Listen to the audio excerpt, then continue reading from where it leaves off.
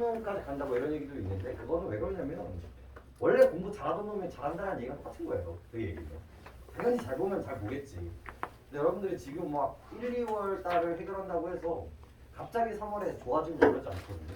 그래서 너무 조급하게 생각하실 필요는 없고 어디에 좀 초점을 두시면 되냐면 비문학 말고 문학에 좀 초점을 많이 두시는 게 중요하고요. 그 다음에 화작과 문법에 조금 더 초점을 두시는 게 더 나아요. 비문학을 내가 지금 어떻게 해보겠다라고 생각을 하시는 순간 조금 힘들어질 수 있습니다. 그래서 한 달 정도 남았을 때 그 문학에 좀 초점을 많이 두시고 비문학을 좀 쌓아야 되는 부분도 분명히 존재하니까. 그리고 이제 6월 같은 경우는 이제 최근 트렌드를 볼 수가 있어요. 이 구성 같은 것들이 작년에 처음 변했단 말이에요. 그래서 작년에 시험을 보기 전까지는 아무도 몰랐어요. 아무도 몰랐는데 이제 이번 6월, 9월에 등장을 하면서 전체적인 이제 구조의 틀이 보여지게 됐다라고 보시면 됩니다. 오늘은 좀 6월 모의고사에 집중을 하면서 좀 해설을 해드릴 거고, 그리고 작년에 좀 땡겨서 수업했던 기억도 좀 있고요. 2학년 친구들 6월 달에 했었던 기억도 있기는 한데, 그리고 이제 조금 어떤 이미지를 갖고 가는 것도 중요하냐면 내가 EBS를 어떻게 다룰 것인가. 그래서 지금 줄까 말까 고민을 했는데 조금 더 줄게요. 그려보시면 이제 보시면 알겠지만 EBS 수능 특강과 수능 완성에 나왔었던 작품들, 그리고 비문학에서 언급했었던 개념어들이 문학 6월과 수능으로 연결지어진다라는 걸 확인할 수 있는 부분들도 있을 거고요. 항상 이제 의사소통이 안 되는 부분들이 뭐냐면 수능 다 풀어야 돼요. 이거 이 작품도 알아야 돼요. 그러니까 애초에 그런 스탠스부터 이미 잘못됐어요. 우리의 목표는 수특과 수화는 기본이에요. 얘네들은 무조건 다 한다고 생각을 하시고, 그 다음에 나중에 이제 문학은 다 해. 그래서 보니까 이제 설득이 당했어요. 아, 문학은 내가 알아두면 좀 좋구나. 그럼 이제 독서도. 이거 독서도 한 6월쯤 와가지고 저 독서 하나도 안 했는데 풀어야 될까요? 이렇게 해요. 기출문제도 안 풀려있고 EBS도 안 돼 있으면 기출문제를 먼저 푸는 게 맞기는 하지만 그렇다고 해서 EBS를 안 푸는 게 말이 안 되거든요. 그래서 그런 관점들을 만드는 그런 작업일 거고. 1교시는 우리 비문학 쪽 이야기를 좀 해봅시다. 뭐부터 보냐면 첫 번째 거는 이제 신규형이니까 잠깐 뒤에서 두고요. 어디서부터 보냐면 우리 좀 이때 논란이 많이 됐었던 3페이지 이 가와 나형 문제. 두 번째죠, 두 번째. 가와 나형 문제. 바나나 나온 거 있죠? 그 작품 우리 한번 같이 보도록 합시다. 3페이지에 있지 않을까? 바나나 문제를 보도록 합시다. 실제로 저도 이거를 애들 시험 감독을 하면서 좀 봤었거든요. 근데 이 바나나 지문을 한 5번 읽는 것 같아요. 이 바나나 파트너. 이게 도대체 무슨 얘기인가? 이런 식으로. 실제로 시험장에서 이걸 완벽하게 이해하기가 되게 어려워요. 실제로. 그러면은 이제 이해하지 않는 상태에서 우리가 어떻게 분류해야 되는가? 이런 것들도 좀 고민을 할 필요가 있을 것 같고. 그래서 우리가 좀 사고방식을 좀 키우는 느낌으로 한번 접근을 한번 해보도록 합시다. 자, 첫 번째. 이거 코로나 좀 많이 조심하시고. 큰 얘기야. 첫 번째. 자, 근대 이후 서양의 철학자들은 과학적 세계관이 대두하면서 이전과 달리 인과를 물리적 작용 사이의 관계로 국한하려는 경향을 보였다. 자, 이 첫 번째 문장도 어때요? 되게 익숙해야 돼요. 우리가 첫 시간에 배웠었던 이 아리스토텔레스와 이 근대 철학자들의 이야기를 갖고 있었다면 이 첫 번째 문장도 그렇게 어려운 얘기는 아니었을 겁니다. 근데 이제 새롭게 정돈을 하고 있으니까 한번 이야기를 해보자. 근대 이후에 서양 철학자들이, 그래서 근대라는 지점이 만들어지고 이거에 대한 이후에 대한 이미지가 만들어진다는 거죠. 근대 이후의 철학자들은 과학적 세계관이 대두하면서 얘는 자연스럽게 과학적 세계관인 거죠.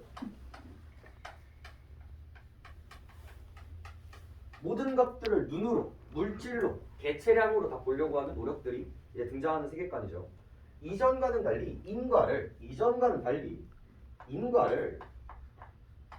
구조를, 원인과 결과를 물리적 작용 사이의 관계로 국한하려는 경향을 보였다. 두 가지를 키워드를 잡아내야겠죠. 하나가 뭐예요? 물리적이라는 거를 키워드를 뽑아내셔야 되고요. 또 하나의 키워드는 뭘까요? 국한이라는 단어를 우리가 뽑아낼 수 있어야겠죠. 여기에 한정된다. 여기에서만 생각하겠다라는 이야기인 거예요. 그러니까 이 이전에는 어땠다라는 거야. 이 인과관계를 물리와 물리가 아니라 물리와 추상, 물리와 이런 관념, 이런 키워드로서 생각을 했었다면 이제는 그렇다 그렇지 않다? 그렇지 않다는 거죠. 그래서 모든 생각들을 어떻게? 물리와 물리와의 관계로 생각을 한다는 거죠. 그럼 자연스럽게 여기에는 지금 써 있지는 않지만 어떤 상호가 굴러가야 돼요? 추상과 물리와의 관계를 뭐 방향성이 어떻든 이 관계가 생각을 하다가 이렇게 넘어왔구나라는 이미지가 만들어져야 된다는 거죠. 그래서 원인과 그래서 문제는 근데 넘어왔거든. 근데 이거 좋단 말이에요. 근데 뭐가 생겨버려요? 이렇게 바라보는 거에 대해서 문제가 생겨버려요. 이렇게 바라보는 거에 대해서 문제는 흉이 지적했듯이 흉 아저씨가 등장했네. 흉 아저씨가 지적했듯이 인과관계 그 자체는 직접 관찰할 수 없다라는 것입니다. 문제점이 뭐예요? 이 인과는 직접 관찰이 불가능하다. 이런 것들이 조금 어렵죠. 눈에 보이지 않는 것들에 대한 개념을 여러분들한테 설명하려고 노력하기 때문에 이제 어려워지는 겁니다. 이제 이게 무슨 얘기냐? 예시가 들어가요. 추위 때문에 추위라는 거는 우리가 물리적으로 확인할 수 있죠. 몇 도씨다 이런 식으로 얘기를 하고요. 그 다음에 물이 얼었다. 이거 역시도 우리가 물리적으로 확인할 수 있는 근거란 말이에요. 얼었다라는 상태를 볼 수가 있으니까. 하지만 이 추위 때문에 물이 얼었다라는 이 인과는 우리가 물리적으로 관찰이 돼야 안 돼요? 관찰이 되지 않는다라고 얘기를 하는 거예요. 그러니까 이게 너무 불편한 거예요. 모든 세상을 뭐로 보고 싶은 이 물리적, 시각적, 인지적으로 바라보고 싶은 이 사람들한테는 이 인과 구조를 관찰할 수 없다라는 거. 얘가 얘의 이유라는 걸 물리적으로 보이지 못한다라는 게 불편한 거라는 거지. 그래서 그거를 뭐로 생각한다? 물리적 의식으로 생각하기, 문제적 의식으로 생각하기 시작한다. 이게 이제 첫 번째 문제적 제시네요. 그래서 추위 때문에 강물이 얼었다라는 직접 관찰한 물리적 사실을 진술하는 것이 아닙니다. 그래서 인과가 과학적 개념인지에 대한 의심이 철학자들 사이에서 제기가 되었습니다. 그래서 이게 우리가 이제 인과는 무조건 과학적 사고라고 생각을 했었는데, 근데 이게 정말 과학적 세계관인가? 이거 물리적으로 구분 못하는데? 라는 식의 궁금증이 생기기 시작했다는 거죠. 이를 인과를 과학적 세계관에 입각하여 이해하려는 시도가 바로 뭐다? 세먼의 과정이다. 그래서 이거를 뭐 해줘야 돼? 그런 해결을 해줘야 된단 말이야. 그래서 누가 등장하고? 세먼이 등장을 하고. 세먼이 등장을 하고 얘가 뭐를 등장해요? 과정 이론이라는 걸 제시한대. 그럼 이 이야기는 뭐에 대한 이야기겠어? 이거를 뭐 할 수 있다? 이 인과 구조를 이거를 관찰이 가능한, 즉 물리적으로 표현이 가능하게 만들려는 노력이겠지. 이런 거. 이게 이제 첫 번째 문단으로 마무리가 됩니다. 그래서 이걸 설명해 주려고 노력을 해요. 그 다음 문단에서. 되게 추상적인 얘기이기 때문에 구체적인 예시가 이제 등장을 해야겠죠. 자, 그럼 여기서부터 정말 철저하게 나눠서 읽는다라는 거 생각을 하시면서 읽어볼게요. 야구공을 던지면 땅 위의 공 그림자도 따라 움직입니다. 공이 움직여서 그림자가 움직인 것이지 그림자 자체가 움직여서 그림자의 위치가 변한 것은 아닙니다. 자, 여기서도 여러분들 어떻게 굴렸어야 될까요? 여러분들이 이분법 사고를 되게 병태적으로 추구를 하잖아요. 그럼 이게 어떤 식으로 보이냐면 두 가지처럼 보여요. 이렇게 두 가지를 보여줘요. 공이 A에서 B로 이동하는 경우와 이 공 그림자가 이동하는 경우 두 가지로 여러분들이 이걸 분석할 수 있어야 돼요. 방금 이걸 읽었을 때 어떤 문장에서 공이 움직여서 그림자가 움직인 것이지 그림자 자체가 움직인 것은 아니다. 어떤 구조를 보여주고 있어요? 이 그림자가 움직인 것은 공 때문이지 뭐야? 그림자 자체의 힘이 아니다. 이런 구조를 갖게 된다는 거예요. 그러면 자연스럽게 이 공이 움직이는 것과 그림자가 움직이는 거는 뭐예요? 좀 결이 다르다는 거예요. 얘는 진짜 뭐가 움직인 거야? 공이 움직인 거야. 근데 얘는 그림자가 움직인 거야? 아니지. 공 때문에 움직이는 거지. 즉 자력과 타력이라는 이미지로서도 충분히 나눌 수 있는 구조가 만들어지는 겁니다. 이게 이제 이분법적 사고를 조금 더 묻혀서 보여주는 글이라고 생각하시면 돼요. 좀 나와볼게요. 과정 이론은 이 차이를 다음과 같이 설명한다. 과정은 대상의 시공간적 궤적이다. 그래서 이 과정 이론에 뭐가 등장하고 있어요? 이 과정의 정의를 다시 한번 좀 제시를 해주겠습니다. 과정이란 무엇인가? 대상의 시공간적 궤적이래요.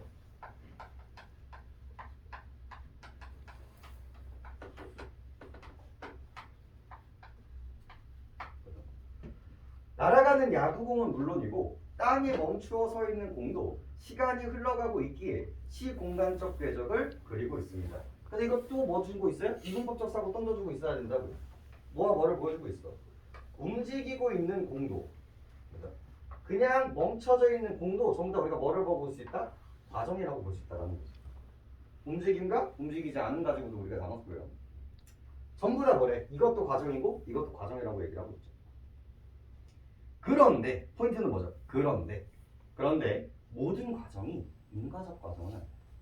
즉 얘도 과정이고 얘도 과정이지만 이 두 가지 다 뭐는 아니라는 거예요. 두 가지 다 인과적이라는 수식어를 붙는 과정은 될 수도 있고 아닐 수도 있다라는 거죠. 그래서 이제 글을 읽어보시면 알겠지만 얘는 봐봐, 우리가 그냥 아무 생각 없이 봤을 때 공도 인과적 구조인 것 같고 그림도 이동하는 인과적 구조인 것처럼 보인단 말이야. 하지만 그렇다고 해서 이 과정과 이 과정이 다 과정이라고 해서 다 뭐는 아니다? 인과적 과정은 될 수도 있고 아닐 수도 있다는 걸 계속 어필을 하고 있는 거야. 좀 더 가볼게요. 그래서 그런데 어떤 과정은 다른 과정과 한 공간적 지점에서 만나게 됩니다. 즉 두 과정이 교차하게 되죠. 만약 교차에서 표지, 즉 대상에서 변화된 물리적 속성이 도입이 되면 이후의 모든 지점에서 그 표지를 전달할 수 있는 과정이 인과적 과정입니다. 자, 이걸 어떻게 여러분들이 굴려 써야 될까요?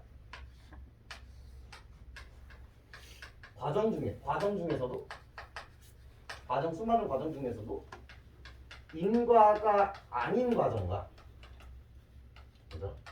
인과적 과정으로 나눠 써야 된다는 거죠. 이렇게 나눴어요. 그리고 이 두 가지를 나눠지는 이 지점이 바로 무엇일까? 이렇게 생각을 해야 됩니다. 우리가 이제 수업 시간에 하지는 않았지만 여러분들이 모의고사를 풀면서 수능을 저번에 여러분들이 보셨던 수능에 어떤 질문이 있었냐면 가상세계라는 질문이 있었어요. 거기서 내가 버스를 탔을 때 기차를 탔는데 놓쳤어. 근데 기차를 놓쳤을 때 분명히 도착했을 수도 있고 지각을 했을 수도 있단 말이야. 근데 우리가 내가 저 기차를 탔다면 도착했을 텐데 라고 이야기를 하지, 내가 그걸 탔다면 똑같이 지각했겠네? 라고 얘기는 잘 하지 않는다. 그 이유가 뭐예요? 똑같지만 차이가 나는 이유는 뭐예요? 탔을 때 도착할 수 있는, 지각하지 않는 가상세계가 훨씬 더 뭐하기 때문에? 유사하기 때문에. 그래서 그 유사성 때문에 나왔단 말이에요. 이것도 똑같은 거예요. 구조. 똑같은 과정이지만 얘네들을 나누는 그 추상적인 개념이 무엇입니까? 그래서 그걸 설명을 해주죠. 여기서는 뭐라고 얘기하고 있어요? 표지를 전달합니다. 두 과정이 이렇게 만났을 때 어떠한 뭐를 전달할 수 있어요? 물리적 속성이 도입된다는 걸 표지라고 이야기를 합니다. 얘를 하기 위해서는 첫 번째 뭐가 필요해? 과정이 뭐야 돼? 교차해야 돼. 그 교차를 통해서 뭘 만들어낼 수가 있어요? 물리적 변화가 만들어져요. 이걸 뭐라고 부르는데요? 표지라고 이야기를 한대요. 세 번째, 그 표지가 어떻게 된다. 너무 중요한 단어들이 많지 있죠. 그 속성이 도입되면 이후에 중요하고요. 그 다음에 이후에 모든 지점에서, 여기 중요하죠? 모든. 어떤 이미지를 갖고 있기 때문에, 올의 느낌을 갖고 있기 때문에 모든 지점에서 그것을 뭐 할 수 있어야 된다? 전달할 수 있어야 된다. 이걸 통해서 뭐야? 인과적 과정을 설명하고 있다는 거죠. 그래서 이게 인과인지 아닌지를 확인하는 방법, 가장 좋은 방법은 뭐야? 다른 것과 교차를 시켜본다. 그 교차를 통해서 뭘 만든다? 표지를 만든다. 그리고 그 교차 이후에 표지가 지속이 된다면 얘는 뭐라고 본다? 인과라고 본다. 그럼 표지가 지속이 안 된다면 혹은 중간에 끊긴다면 그거는 아니라고 본다. 이 마인드 세팅을 갖고 그 다음 예문을 읽었어야 된다는 거죠. 어려운 얘기. 그래서 또 추상적인 얘기이기 때문에 뭘 줍니까? 구체적인 얘기를 줍니다. 그 유명한 바나나 이야기가 이제 여기서 등장을 하게 되죠. 가령 그러니까 이걸 읽으면서 뭐야? 아, 전달하면 인과 아니면 인과가 아니구나. 이 마인드 세팅만 갖고 있으면 문제 풀 수 있었어요. 하지만 이제 이거를 말고 다른 것들로 이제 생각을 확장하기 시작하면 답이 이제 여러 개가 되는 구조들을 이제 확인할 수 있었죠. 좀 더 보자. 가령 바나나가 A 지점에서 B 지점까지 이동하는 과정을 과정 1이라고 이야기를 합니다. 그래서 바나나가 등장을 하는데 A 지점에서 바나나가 어떻게 그리는 게 좋을까? 이건 고추.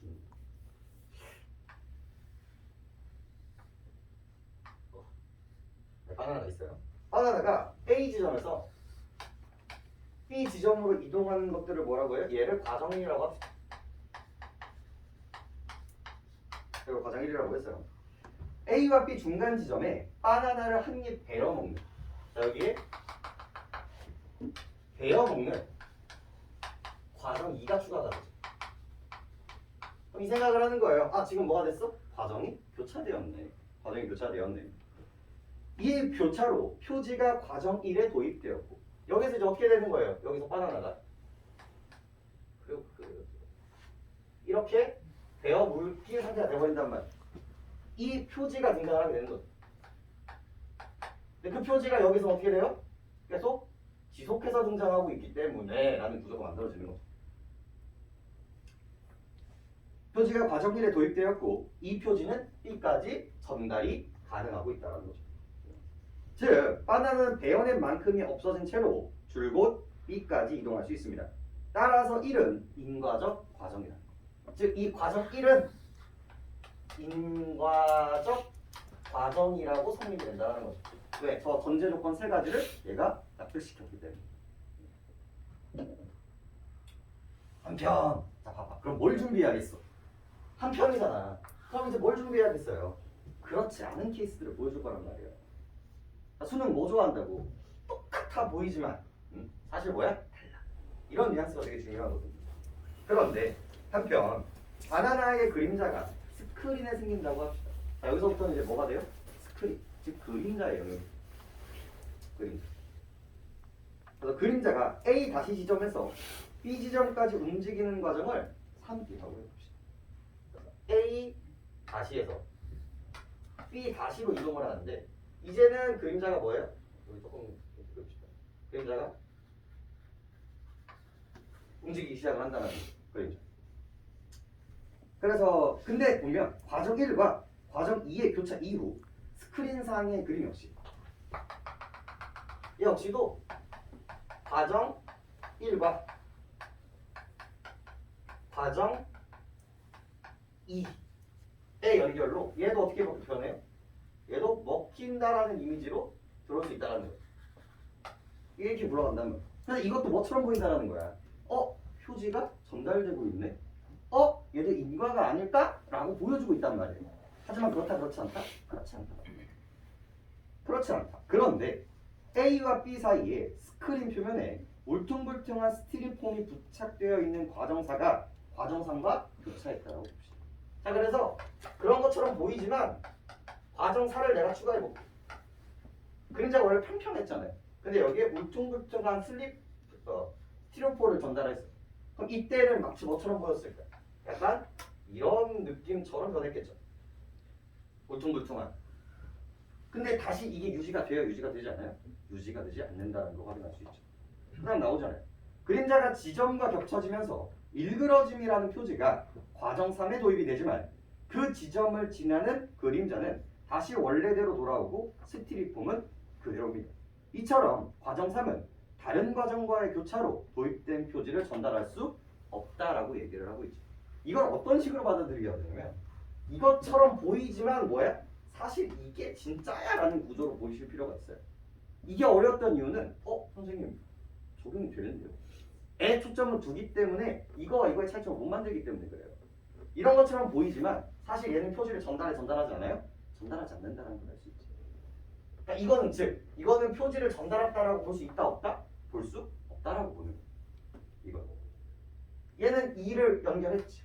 얘도 1과 2 과정을 움직이는 것처럼 보이지만 그렇다고 봐야 돼? 안 봐야 돼? 안 봐야 되는 게 중요해. 왜?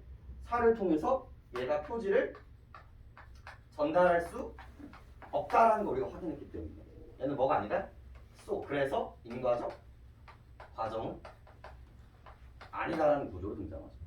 그리고 아예 단정을 지어버리잖아요. 어디에 밑줄을 치셔야 돼요? 이러한 과정 3은 다른 과정과의 교차로. 얘는 뭐예요? 이 3은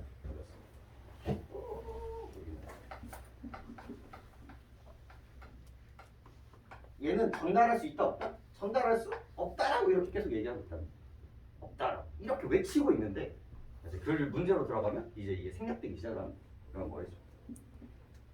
그 다음 봅시다. 과정 이론은 규범이나 마음과 같은 물리적 세계의 바깥의 측면을 해명하기 어렵다라는 한계를 지닙니다. 그래서 이제 네 번째 문장에 뭐가 등장을 해요? 여기에 대한 한계가 등장하기 시작을 해요. 항상 프로블럼이 등장을 하죠. 왜냐면 신나게 뭐에 대한 이야기를 했으니까. 물리 얘기를 했으니까. 근데 온 세상이 물리로 얘기하는 거는 아니었다는 걸 계속 깨닫고 있죠. 그래서 뭐가 문제다? 항상 문제점은 여러분들 갖고 가셔야 돼요. 항상. 그래서 규범이나 마음과 같은 대칭 만들어지죠. 물리와 물리적 세계 바깥 것들은 설명하기가 자연스럽게 어려워지겠죠. 특히나 예컨대 사회규범을 어긴 것과 내가 뭘 받아요? 벌을 받아야 된다는 건 분명히 인과거든요. 이것 때문에 이거를 받는다는 구조를 갖고 있거든요. 하지만 이걸로 표현할 수 있다 없다? 표현하기가 어렵다는 거죠. 그래서 이런 것들은 잘 다루기가 어렵다. 여기가 뭐가 생겨요? 이게 한계를 보여주고 있는 부분이라고 볼 수가 있겠죠.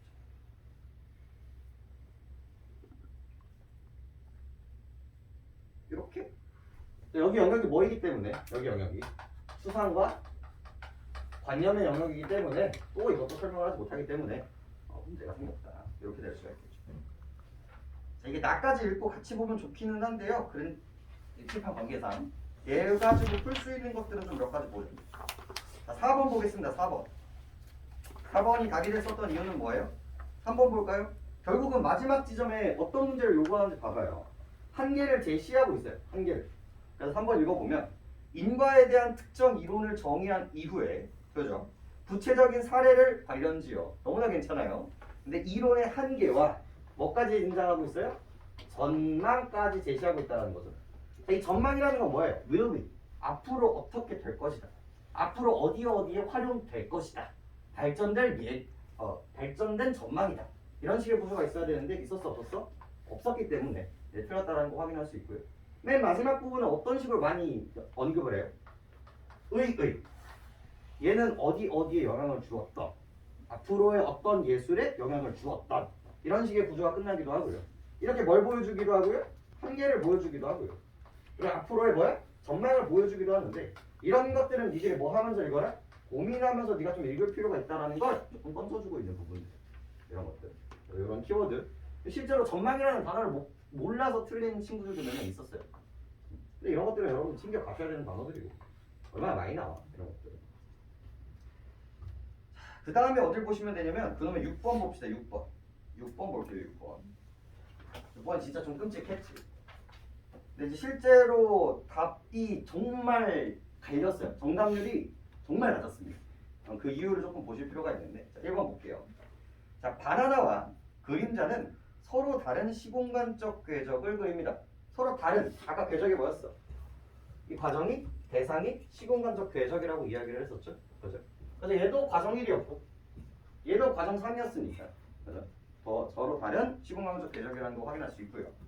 두 번째 과정 1, 2, 과정 2와 교차하기 이전과 이후에서 바나나가 지닌 물리적 속성은 어때요? 다르지. 그게 어떤 개념이었어? 이 표지라는 개념으로서 적용을 하는 거였고 얘가 변했을 때, 변하지 않았을 때로 나눴기 때문에 이런 문제가 등장한다는 거. 3번 과정 1과 달리 과정 3은 인과적 과정이 아니다. 어디에 예민하면 돼요? 바로 이 부분에 예민하면 된다. 얘는 인과고 얘는 인과가 아니다. 자, 문제 4번. 4번을 이제 못 이겨낸 거예요. 자, 제일 쉬운 얘기를 해볼게요. 바나나의 일부를 베어냄으로써 변화된 바나나 그림자의 모양은 과정 3과 과정 2가 교차함으로써 도입된 표지입니다. 얘를 그냥 읽었을 때는요 되게 당연해 보여요. 왜냐면 그림자가 움직이고 있는데 내가 그 바나나를 깨물었단 말이야. 그럼 그 깨물은 게 적용이 됐기 때문에 그림자도 바뀌었잖아. 야 이거 누가 봐도 인 거 아닌가? 라고 보인단 말이야. 하지만 이 글을 읽고 난 상태에서는 뭐예요? 얘가 아니다 라고 웃기고 있어요. 실제로도 뭐라고 얘기할 수 있어요? 그림상은 뭘 전달할 수 없다? 표지를 전달할 수 없다라고 거의 단정지었단 말이야. 얘와 얘의 본질적 차이가 뭐야? 표지 전달, 표지 불가능이라고. 근데 여기서 뭐라고 얘기하고 있어? 교차함으로써 도입된 표지라고 얘기를 하고 있잖아. 그럼 이게 맞기 위해서는 얘는 뭘 가능했던 거야? 표지를 전달하는 게 가능했다라는 거야. 근데 어디에 그냥 현혹된 것 뿐이야? 이거에 현혹된 것 뿐이야. 실제로 이것 때문에 이게 됐다라고 얘기는 하지만 얘가 표지를 전달한 거야, 안 한 거야? 안 한 거야. 관계가 없는 거야.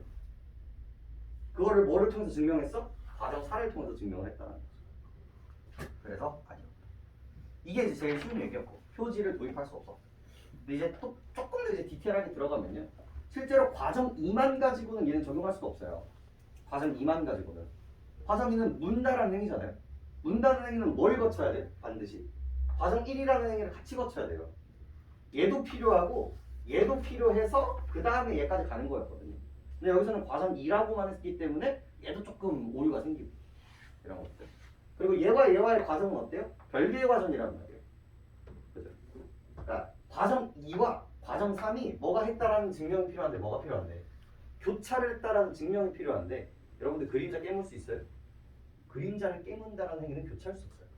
그렇기 때문에 얘는 오류가 생겨요. 그러니까 여러 가지 방향성으로 오류가 생기는 글이기는 했지만 제일 심플한 방법은 뭐였어요? 표지를 전달할 수 없다였는데 이걸 어떻게 푼 거야? 과정 2가 과정 3의 표지가 전달했다를 비틀어서 말하는 뿐이다. 요걸 이제 느낄 수 있어야 좀 의미가 있는 작품이었습니다. 5번도 볼까요? 과정 3과 과정 4의 교차로 도입된 표지는 과정 3으로도 과정 4로도 전달하지 않는다. 전달하지 않는다는 게 이제 포인트였죠. 그래서 5번도 괜찮은 이해가 되겠죠. 그래서 이 두 가지 문제가 조금 빡셌죠. 그런 부분들. 자, 나머지는 나의 영역이기 때문에 나로 한번 들어가 보도록 하겠습니다. 나 한번 읽어보죠.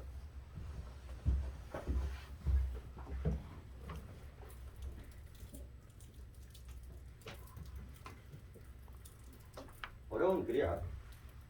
실제로 요 지문에서 제일 어려웠던 글이고 요 시험도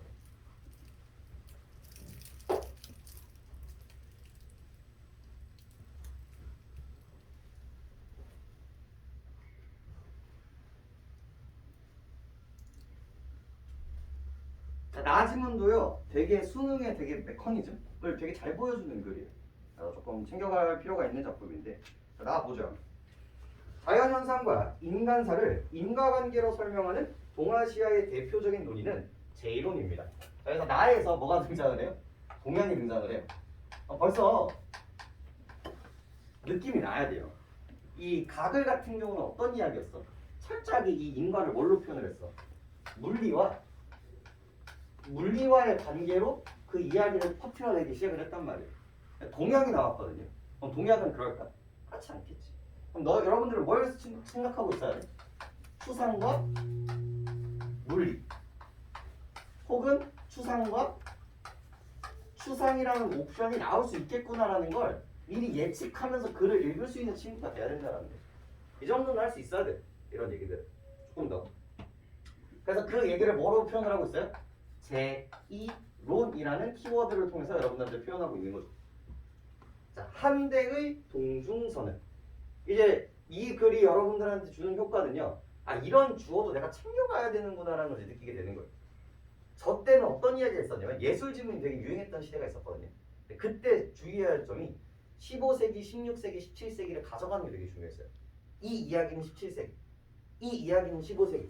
이런 뉘앙스를 만드는 게 되게 중요했거든요.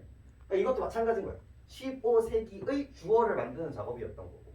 그다음에 우리 심 할 때 이 머리와 심장을 얘기를 했을 때 이름 나오고 책 나왔었죠. 그러니까 그 이익이라는 사람이 무슨 책을 썼는지가 한 세트였죠. 똑같은 주어를 만드는 작업이었단 말이야. 여기도 똑같아요. 그냥 흘러가는 게 아니라 얘가 주어로서의 역할을 하게 되는 거예요. 그래서 한 대의 공준서가 하나의 주어로서 여러분들 등장을 하기 시작했다는 걸 이제 납득을 해주시면 됩니다.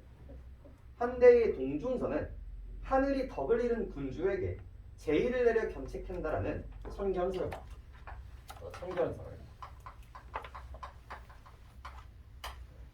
선결설과 인간과 하늘의 공통된 음양의 길을 통해 이 공통되는 조금 예민해야겠죠. 하늘이 인간과 서로 감응한다라는 선인 감응론을 더했습니다.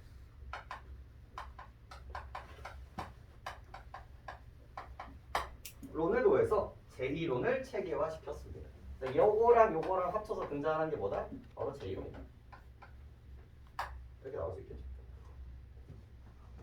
그에 따르면 군주가 실정을 저지르면 그로 말미암아 변화된 음양의 길을 통해 감응한 하늘이 가뭄과 홍수, 일실과 월심 등 제의를 통해서 경고를 냅니다. 자, 그럼 요게 조금 더 구체화가 된다는 걸 이거 확인할 수 있어요. 인과구조니까 뭐야? 생각해야 된단 말이야. 뭐가 누가 잘못하면? 군주가 일을 잘못하면 뭐가 일어난다는 거예요? 제의가 내린다는 구조를 가지고 있죠. 그러니까 말을 바꿔줘야 돼. 이거 뭐예요? 눈에 보여요, 안 보여요? 군주가 잘하는 거, 못하는 거. 못하다. 안 보인단 말이야. 얘가 어디의 영역이야? 추상의 영역이에요. 인간사의 영역이란 말이야. 인간사의 영역이 뭐야? 물리로 등장하죠.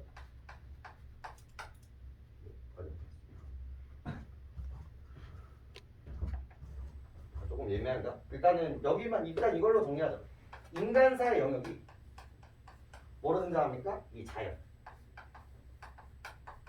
연결되는 구조를 보인다라는 거. 이렇게는 정리할 수 있다는 거죠. 이렇게까지.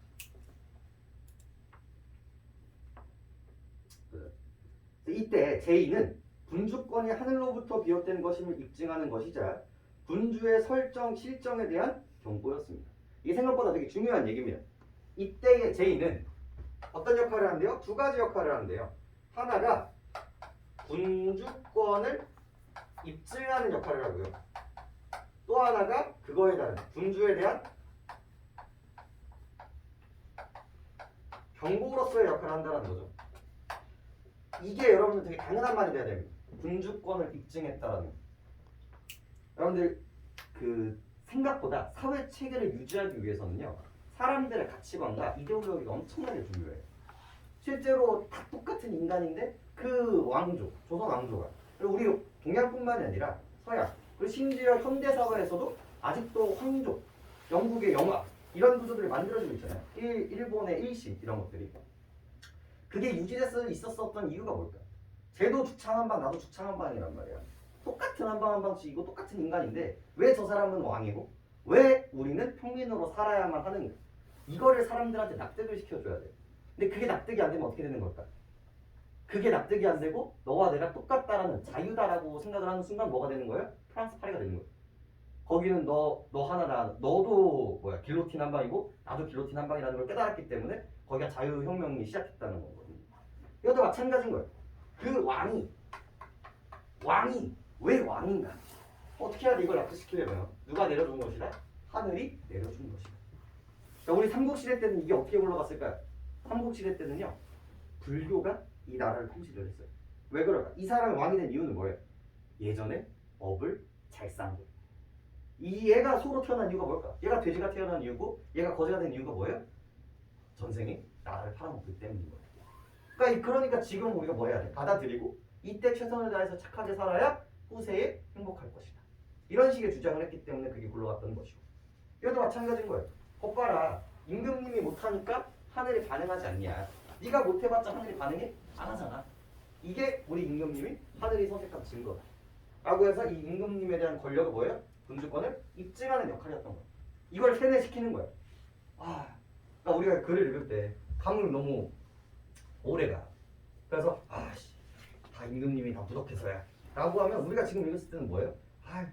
과학적 사고가 없는 새끼. 임금님 좀 불쌍한데? 임금님 무슨 죄가 있어? 이렇게 생각하지만 그게 오히려 뭐야? 임금님의 군권을 강화하는 역할을 했었던 거예요. 이런 것들. 그래서 이런 것들 생각을 하고 이런 구조 때문이라도 조금 넓게 봅시다. 양면적 성격은 이러한 양면적 성격은 제1호는 신하가 정치적 논의에 참여할 수 있는 명분을 제공하였고, 자 여기로 굴러가겠어요? 여기로 굴러가겠어요? 여기로 굴러가야 돼. 여기. 이거는 누구한테 좋은 거예요? 군주한테 좋은 거죠. 이거는 군주한테 나쁜 거죠. 같은 결인 거예요. 임금님 좀 제대로 하세요라고 하는 신하의 정치적 논의를 할 수 있는 뭘 주기 시작해요? 명분을 주기 시작하는 거예요. 제의가 발생하면 군주가 직언을 구하고 신하가 이에 응하는 전통으로 구체화돼요. 그러니까 만약에 이게 없었으면 어떻게 됐을까요? 그냥 임금님이 자기 하고 싶은 대로 했으면 끝나는 문제란 말이에요. 하지만 이러한 시그널들이 있었기 때문에 신하가 그러하시면 안 됩니다. 전화가 됐었다는 거죠. 하지만 동중서 이후 여기가 예민해야 돼요. 왜? 주어가 바뀌었잖아. 시대가 바뀌었잖아요. 동중서 이후예요. 아까 전에 처음 시작할 때 근대 이후 있었죠? 그것도 문제로 출제가 된단 말이에요. 여기도 마찬가지겠지. 동중서 이후 원인으로서의 인간사가 결과로서의 제의를 1대1로 대응시키는 개별적 대응 방식은 억지가 심하다는 평가를 받았습니다. 그래서 뭐가 생겨요? 프로블럼이 생기죠. 여기서 여러분들이 예민해야 되는 것들은요. 화살표입니다. 원인으로서의 인간사. 여러분들이 모를 것 같아서 친절하게 설명을 해줘요. 원인으로서의 인간사가 자연이라는 결과값으로 오고 있는 거예요. 그리고 또 예민해야 되는 게 뭘까요? 개별적이라는 거에 예민을 해야 돼요. 이러한 개별적 대응 방식. 그래서 이걸 뭐라고 얘기하고 있어요? 1대1이라고 표현을 하고 있죠. 그럼 그 다음에는 뭐가 나올까요? 개별적이 아니라 전체. 1대 다수. 다수 대 다수가 나올 거라는 걸 예측할 수 있다는 이런 거. 이런 것들은 문제점이 생기지? 아 이거는 뭐야? 좀 억지야. 그렇잖아. 아무리 생각해도 이건 좀 아닌 것 같아. 약간 그런 거 있었거든요. 임금님이 결혼을 하지 않으면 음양의 조화가 맞지 않기 때문에 나라에 비가 안 내리는 거예요. 가뭄이 내리는 이유가 뭐야? 임금님한테 자손이 없거나 혹은 합방을 하지 않고. 그러니까 무조건 뭐 해야 돼? 합방을 해야 되는 거예요. 그리고 그러기 위해서는 뭐예요? 남녀를 무조건 강제로 결혼을 시켰어요. 그러니까 저 같은 경우는요. 뭐 지금 결혼을 고민을 하고 있지만 고민할 필요가 없었어요. 왜? 나라에서 알아서 해줬거든요. 30살이 넘는 노총각, 노처녀들을 이렇게 불러다 놓고 강제로 혼인시켰어요. 왜? 음과 양을 조화시키고 가뭄을 해결하기 위해서. 그런 식의 사고가 있었던 시기였단 말이야. 말이 돼 안 돼? 말이 안 되죠. 그래서 이 방식은 오히려 예언화 경향으로 이어져서 그래서 이거를 뭐로 바꿨다? 예언화 경향으로 바뀌었죠. 야, 기억해. 얘로 바뀌어서 변화니까 예민해야겠지. 제2를 인간사의 징조로 인간사를 제2의 결과로 대응시키는 풍조를 낳기도 했고. 여기서 비문학이 정말 좋아하는 표현 나오잖아요. 뭐가 나요? 자연이 뭐가 되고요? 자연이 원인이 되고 뭐야? 인간사가 결과가 되고. 가뭄이 오니까 뭐예요? 전쟁이 날 것이다. 가뭄이 오니까 누군가가 죽을 것이다. 라고 구조가 바뀌어버렸다는 거지. 자, 시대 바뀌었죠? 인과 바뀌었죠? 그럼 이거 100% 문제예요. 이런 부분들은. 예민해야 돼요. 방향성 바뀌고. 그리고 용감한 말로 백성을 미혹시켰다는 이유로 군주가 직언을 하는 신하를 탄압하는 빌미가 되었어요. 이게 뭐예요? 신하 탄압의 빌미. 그러니까 뭐예요? 원래는 임금님 그러시면 안 됩니다라고 해서 군권을 억제하는 역할을 했단 말이에요. 하지만 이게 어떻게 변해버렸어? 이렇게 변해버려서 신하가 이제 억제가 돼야 안 돼요? 안 된다라는 거 확인할 수 있었죠. 신하가 결혼하셔야 비가 내립니다 하면 뭐야? 이게 어디서 이런 요망한 예언 같은 것들을 하느냐라고 하면서 이제 조질 수 있는 구조가 만들어졌다는 거죠. 그런데 이후 제2에 대한 예언적 해석은 비판의 대상이 되었고 천은 가문은 또한 부정되기도 했습니다. 엄청 중요해요. 얘가 결국은 이제 뭐가 되는 거예요? 비판이 되기도 했고요. 그리고 뭐도 천인 감응론 역시 뭐가 돼요? 부정이 됐다라고. 그럼 이거 보면서 어디 끌고 와야 될까요? 여기 끌고 와야 돼요. 얘는 지금 부정이 됐잖아. 그럼 뭐가 궁금해야 돼? 얘는 그러면 어땠을까에 대한 궁금증이 생겨야 돼. 구조적으로. 그다음. 하지만 제1호는 여전히 정치 현상에서 사라지지 않았습니다. 얘가 부정됐음에도 불구하고 제1호는 그대로 유지가 됐었단 말이야. 얘가 유지가 됐대. 그럼 그 이유가 무엇일까라고 보면 여기는 아직 유지가 됐을 확률이 매우 높죠. 송대에 이르러. 그래서 시간이 바뀌어서 이제 어디로 갑니까? 송대로 이르렀어요. 송대로 갑니다. 이미지 봐야지. 여기는 송대고 저긴 언제예요? 한대. 생각 다시 한번 호흡 정돈하면서. 송대에 이르러 주희는 천문학의 발달로 예측 가능하게 된 1월식의 제1호. 이것도 다 따야죠. 주희라는 사람 등장을 하고요. 그다음에 인과 봐야죠. 과학이 발전되었기 때문에 뭐예요? 관찰이 가능하게 되었죠. 우리가 똑똑해졌어요. 물리적으로 해결할 수 있게 되었단 말이에요. 1월식을 제1로 간주하지 않아요. 그래서 원래는 뭐였는데 이거 전에는 1월식 해와 달이 가려지는 이 현상을 뭐로 취급을 했어요? 제2로 취급을 했어요. 제2. 하지만 시간이 지나면서 이 제2가 수많은 제2들이 있지만 1월식은 그 구조에서 빠져나갔다는 것을 우리가 확인할 수 있죠. 그 이유가 뭐야? 과학적으로 관찰이 가능했기 때문에. 이런 인과 구조가 만들어지죠. 1월식을 제2로 간주하지 않는 경향을 수용하였고 제2를 근본적인 이치에 설명하기 어려운 자연현상으로 간주했습니다. 즉 여기는 뭐야? 여기는 설명 가능. 여기는 뭐예요? 설명 불가능. 이런 구조로 만들어졌다는 거죠. 하지만 당시까지 해도 제2에 대한 군주의 적극적인 대응을 유도하며 안전한 언론 활동의 기회를 제공했던 제1론이 폐지되는 것은 시다의 입장에서 유용한 정치적 기제를 잇는 것이었습니다. 때문에 너무 중요하죠. because 그는 군주를 경계하는 적절한 방법을 찾고자 해서 제1론을 고수했습니다. 이 사람은 이미 알고 있었던 거야. 이게 뭐야? 점점 뭐야? 이렇게 설명이 가능한 제2들이 만들어질 거라는 거지.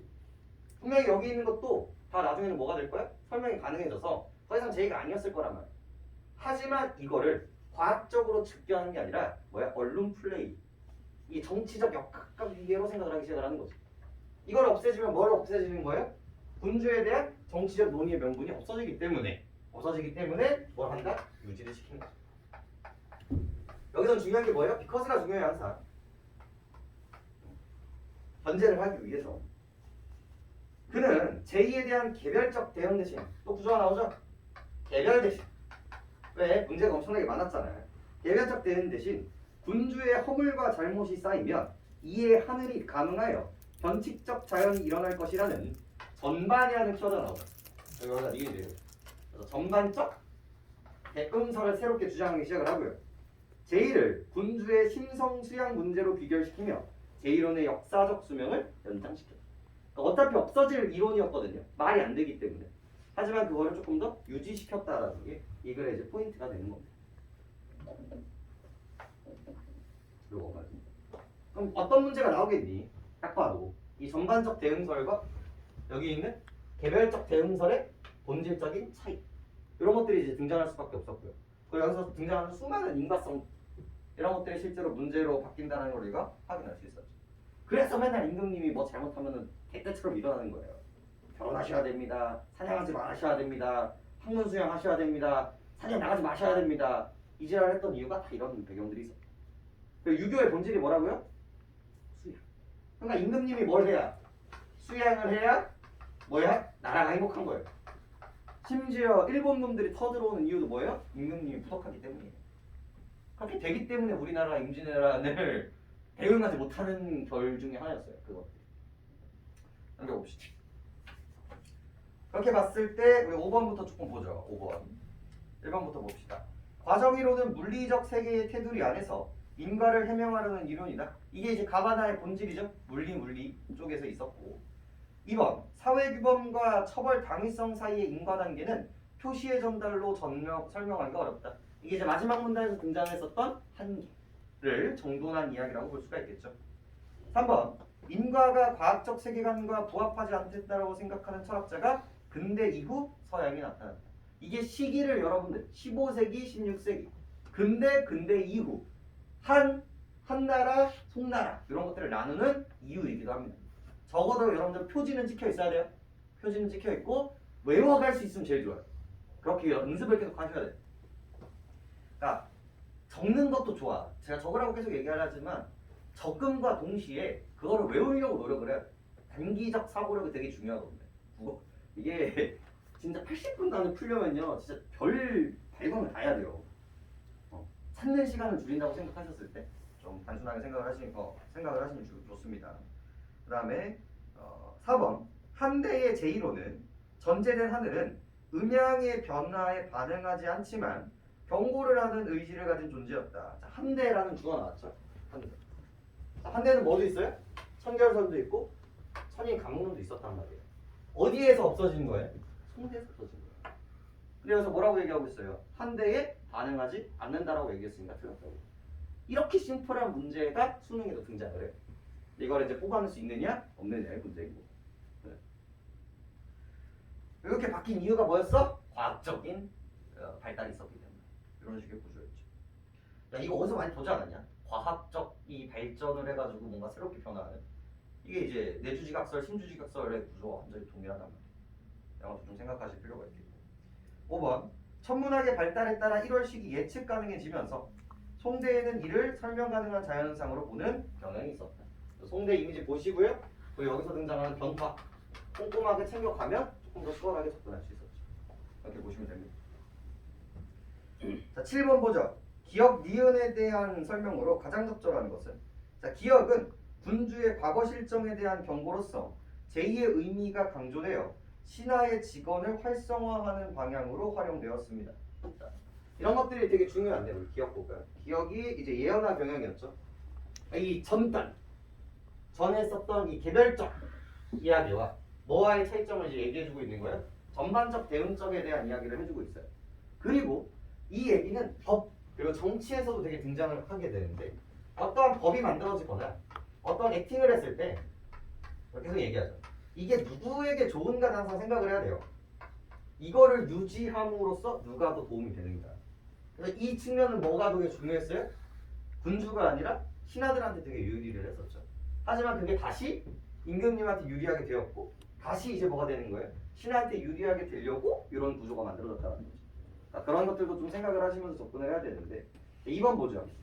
기업은 이전과 다르게 인간사와 제2의 인과관계를 역전시켜 제1의 인간사의 미래를 알려주는 징조로 삼는데 활용되었다라고 이야기를 하고 있죠. 그래서 아까 전 1번이 틀린 이유는 뭐예요? 이때는 맞는데 이때는 맞았었는데 이걸로 되는 순간 누구한테 유리하게 되는 거예요? 임금님한테 유리하게 된단 말이에요. 그래서 이제 1번이 오류라는 걸 알 수가 있겠고 결국 이제 어디서 문제가 나왔다? 이거에서 문제가 나왔던 거죠. 원래는 이거였는데 어떻게 됐다? 이렇게 됐다. 이거 오답으로 만들려면 어떻게 하면 될까? 이거 바꿔주면 돼요. 오답으로 만들려면 엄청나게 예민해야 된다. 이런. 이번에서 쉽게 답을 뽑아낼 수 있었죠. 3, 4, 5는 그렇게 어렵지 않아요. 니은은 개별적 제2현상을 이라고 얘기하고 있죠. 뭔데? 전반적 대응설임에도 불구하고 개별이라는 키워드를 쓰고 있으니까 틀렸고. 4번에 니은 이거는 누구를 권력을 강화시키는 거죠? 신하와 군주 중에서 신하의 권력을 강화시키고 있는데 군주의 능력을 강화시킨다고 했으니까 틀렸고. 5번 니은은 군주의 지배력과 자연현상이 무관해요? 아니지. 조금 떨어지기는 했지만 유관하다라는 것을 베이스로 그를 진행하고 있다. 생각하실 필요가 있겠죠. 넘겨보겠습니다. 8번 별표. 8번 틀리셨으면 반성해야 진짜로. 여러분들이 수능장에서 풀 수 있는 3번 그러니까 이해로 풀 수 있는 지문은요 그렇게 많지 않거든요. 실제로 여러분 현역에서 마지막 3점짜리 문제를 이해해서 풀기는 진짜 어려워요. 근데 이렇게 나오면 맞춰주셔야 돼요. 이 글의 본질, 이 글의 가와 나의 가장 큰 본질은 뭘까? 서양은 어떻게 봤어? 물리로 봤다. 근데 동양은 추상과 물리를 같이 고민하기 시작을 한단 말이에요. 이게 눈에 보이지 않는 인과를 인정을 해. 임금님이 잘못했어? 천둥이래. 이게 말이 돼? 관측이래? 안 된단 말이에요. 하지만 이거를 이해한단 말이에요. 이것만 정확하게 인지를 하고 리딩을 했어도 이게 문제가 되지 않았어요. 2번 보겠습니다. 2번 인과관계를 대상 간의 물리적 상호작용으로 국한하는 이거 누구 겁니까? 어디 거예요? 동양 서양 거라고. 가에 초점을 두실 수 있겠죠. 나의 입장은 맞는 얘기였죠.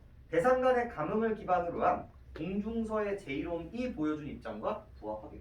여기는 누구 거예요? 동양 거죠. 그러니까 문제가 뭐로 나와? 서양과 서양인데 이거랑 같지? 라고 물어보는 거랑 완전히 동일하단 말이에요. 그러니까 나머지 것들이 조금 난해했었더라도 2번이 이렇게 손을 들고 있어야 돼요. 이렇게 손을. 진짜로. 손을 들고 있어야 돼요. 여기 잘못했어요. 이렇게. 제가 가르치는 방향은 이거밖에 없어요. 이거를 뽑아내는 게 가장 본질이기 때문에 그렇습니다. 그 뒤에 거 막 제가 막 뭐 동양 철학 설명해주고 막 채권 설명해주고 이런 거 원래 안 해도 돼요. 원래 그놈의 씨 80분 안에 풀려다 보니까 그렇게 되는 것뿐이고 사실 그런 게 아니라 이런 인과와 대칭 구조를 얼마나 빠르게 뽑아내는가가 사실 중요하죠. 그러니까 몰라도 풀 수 있다라는 게 가능한 것들도 다 이런 부분들이고 그러니까 나머지 것들도 왜 맞는지 여러분들 좀 고민을 해보실 필요가 있겠고 그죠? 앞으로 넘어가 볼까요? 읽으시니까 잠깐 쉬었다 할까? 잠깐만 쉬었다가 앞에 심리형도 조금 보고요.